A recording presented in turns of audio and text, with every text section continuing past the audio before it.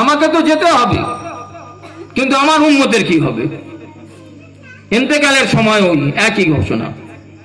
তো বলছেন আমার উম্মতের কি হবে?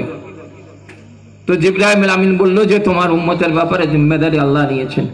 আল্লাহ বলেছেন তোমার উম্মত যদি তোমার আদর্শ মেনে চলে তাহলে তোমার উম্মতের জন্য কামিয়াবি।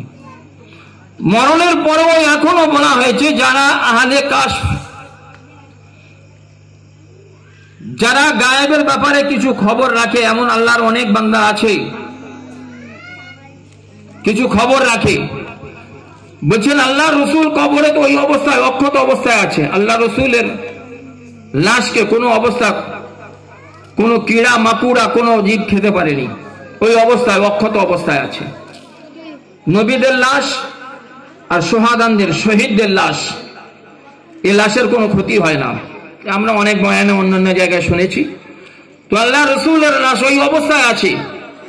তো বলছেন অনেকে আহলে কাশফ তারা বলেন যে আমরা হজে যাওয়ার পরে আল্লাহ রসুলের রওজায়ে আতহারকে যখন জিয়ারত করতে যাই তখন এই একটাই আওয়াজ আছে যে আমার উম্মতের কি হবে।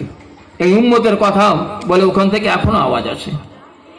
তো সেই নবী দুনিয়া থেকে বিদায় নেওয়ার পরে আজ আমরা তার উম্মত আর উম্মতে আছি, আমরা তার আদর্শ